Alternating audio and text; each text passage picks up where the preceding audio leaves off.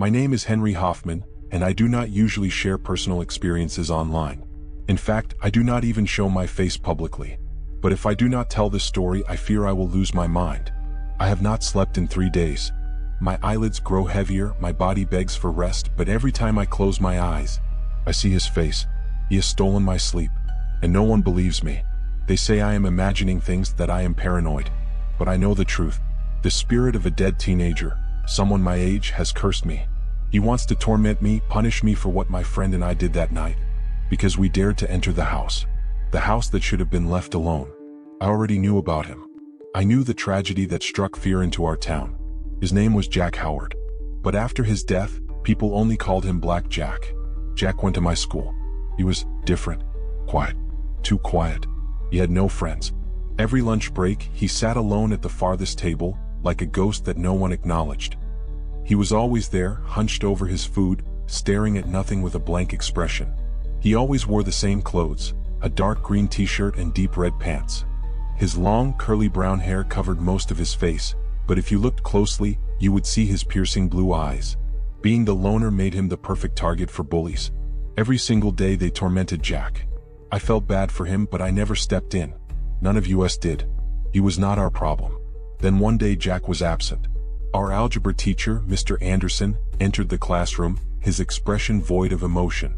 "Students, Jack Howard will not be coming to school today, or ever again. His house caught fire last night. Firefighters found his body. It was clear he did not die from the flames. After an autopsy, they confirmed Jack was murdered." Silence. A cold, suffocating silence. The news spread like wildfire. By noon, the entire town knew. Even national stations reported on it. The Howard family abandoned their home soon after.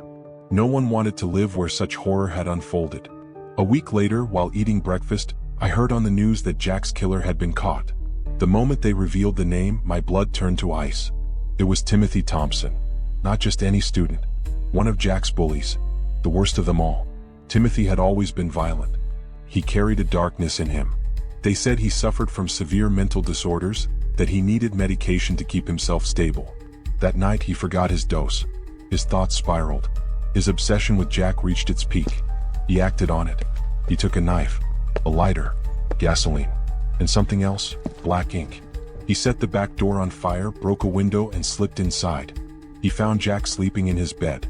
What happened next was too cruel to comprehend. The town whispered of a curse. They said Jack's soul never left that house. That the ink that covered his face had marked him in death, turning him into something else. A vengeful entity. They said he was waiting for someone to come inside. And like fools, my friend Michael and I walked straight into his trap. We were fascinated by the paranormal. It was our thing, exploring abandoned places, recording ghostly encounters. When Michael called me that Saturday with a crazy idea, I should have said no. "Let's go to the Howard house. Tonight. 3 in the morning. I hesitated. "Are you insane? You know what they say about that place." "Oh, come on. You do not actually believe those stories, do you? It is just an old house. People exaggerate. Or maybe you are scared." That last part irritated me. Of course not. I just do not see a reason to mess with something we do not understand. "Then prove it. Be there at 3. Anger clouded my judgment. I agreed. At 2:45 a.m. I grabbed my gear and snuck out of the house. Michael was already waiting at the Howard house. He had brought professional ghost hunting equipment, grinning like we were about to record the best video of our lives. The second he pried the door open, an unnatural chill filled the air. I should have turned back. I should have run. But I stepped inside, and my life has never been the same since. My name is Jefferson, and what I am about to tell you happened just today. The memory is fresh in my mind, and no matter how much I try to rationalize it, I cannot explain what I saw. It was something unnatural, something that should not exist. And yet, I saw it with my own eyes. It was around 11 in the morning. Our school had planned an entire day of outdoor activities, so everyone was outside, scattered across the field, enjoying the fresh air. Our school is surrounded by deep woods, stretching far beyond what the eye can see. And for some reason, my friends Theo, Edward, and I decided it would be fun to sneak away from the group and explore those woods. At first, it was just an adventure, nothing out of the ordinary. The deeper we went, the quieter everything became. The distant chatter of our classmates faded, and soon, All we could hear was the crunch of leaves beneath our feet. It was peaceful, until we heard it. A sharp hissing sound broke the silence. My heart jumped into my throat. Edward tensed up, his eyes darting around nervously. But Theo, standing beside us, looked confused. He had not heard it. Then the sound came again, closer this time. A long, drawn-out hiss, almost like an animal warning us to stay away. But there was something off about it. It did not sound entirely natural. It had a strange, almost human quality to it. My stomach twisted, and for the first time I felt true fear creeping in. "Did you hear that?" I whispered. Edward nodded, his face pale. "We should go. Now." Theo hesitated. "Come on, it is probably just an animal." Then the hissing turned into a whisper. A low, unintelligible murmur, as if someone was speaking from deep within the trees. That was enough for us. Without another word, we turned around and started walking back toward the field. But as we hurried away, something made me glance over my shoulder. And that is when I saw it. Through the gaps in the trees, standing in a small clearing, was a man. Or at least, something that looked like a man. His face was stretched into an unnatural, sideways grin, his eyes locked onto mine. His body was still, too still, like a statue frozen in time. But the moment he realized I had seen him, he moved. He ran. I did not wait to see where he was going. I spun around and shouted, "Run!" Edward and Theo did not ask questions. They saw the terror in my eyes and took off. We ran faster than we ever had in our lives, branches snapping under our feet, our breath coming in ragged gasps. The woods that had once seemed like an exciting mystery now felt like a trap, closing in on us. Finally, we burst out of the trees and onto the field, panting and trembling. The other students were still there, completely unaware of what had just happened. I wanted to tell someone, to warn them. But who would believe us? And the worst part? The thing that still haunts me? That man, whatever he was, he should not have been there. Our school is surrounded by fences, locked gates, and security guards. So how did he get inside? That is a question I may never have an answer to. But one thing is certain. I will never step foot in those woods again. Have you ever seen something that should not exist? My name is Vedi, and what I am about to tell you is something I will never forget. I know it sounds impossible, like the ramblings of a kid who had too much sugar on Halloween night, but I swear on my life this happened. I was younger back then, just a kid attending a private school with my group of friends. We were the usual mix of smart, funny, and dumb in equal measure, always joking, always messing around. That night, our school was hosting a Halloween party for our grade. The halls were filled with decorations, the music was loud, and everyone was having fun. By the time the clock struck 8, they had finally set out the food. I made my way over, grabbing a plate and piling on as much candy and snacks as I could.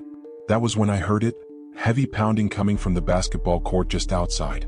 It wasn't rhythmic like a basketball hitting the pavement. It was different. Heavy.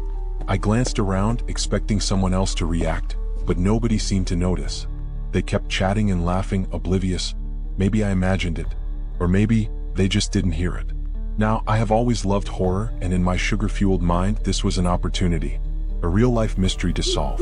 So, without a second thought, I decided to investigate. As I stepped outside, the warm glow of the school lights faded behind me. The basketball court stretched out in the dim night, the only illumination coming from a distant street lamp flickering at the edge of the lot. The air was colder out here, and for some reason, I felt the weight of the silence pressing down on me. Then I saw it. At first, I thought my eyes were playing tricks on me. I wasn't wearing my glasses, so my vision wasn't the best. But even with blurred sight, I knew this wasn't normal. A towering figure stood at the far end of the court, shrouded in darkness. It was massive, taller than any person could be. The shape was wrong, its limbs too long, its stance unnatural. And its claws. I swear I saw claws glinting in the weak light. I felt my breath hitch. My grip on my plate tightened. My heart pounded so hard it almost drowned out the silence. Then I blinked, and it was gone. Just like that. 1 second it was there, the next, nothing. I stood frozen, staring at the empty space where it had been. The pounding in my chest didn't stop, but I forced myself to move, to scan the area. There was nothing. No sign that anything had been there at all. I felt stupid. Maybe it was a shadow, a trick of the light. Maybe my own fear had made me see something that wasn't real. That had to be it, right?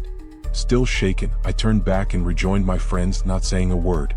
I knew they would laugh at me, call me crazy. And maybe I had just imagined the whole thing. At least that's what I thought, until a few days later. We were at our after-school program, hanging out like always, when the topic of the Halloween party came up. We were reminiscing, laughing about dumb moments when one of my friends mentioned something strange. She had seen something too. She told us about a napkin she found that night, lying crumpled near the food table. It was stained with a reddish color, not quite blood but not just juice either. She had assumed some kid had a nosebleed and left it behind. Another friend spoke up, saying she had seen something even weirder. As she was waiting for her bus the night before Halloween, she spotted a mask lying on the ground. It was one of those horror movie masks like something out of Halloween or Friday the 13th. But what freaked her out was that it too had a reddish tint, like it had been used for something. And then my last friend hesitated before speaking. He told us that earlier in the night, before the party even started, he had also heard strange noises near the basketball court. He went to check it out, and swore he saw the same mask my other friend had described. That was it for me. I couldn't hold it in anymore. I told them everything. I told them about the pounding, the shape, the claws. I expected them to laugh, to tell me I was being ridiculous, but they didn't. Instead, they just sat there silent, processing. And then one by one they nodded. Something was off about that night. We never saw anything strange again. The school went back to normal, the days passed like they always did. But even now, after all these years, I still remember the way that thing looked at me. Like it knew me, like it was waiting for me. And even though it disappeared in the blink of an eye, I have never ever forgotten it. What do you think I saw that night? Did you enjoy the video? Then tell me in the comments, which part gave you the most chills? Have you ever experienced something strange like this? Share your story.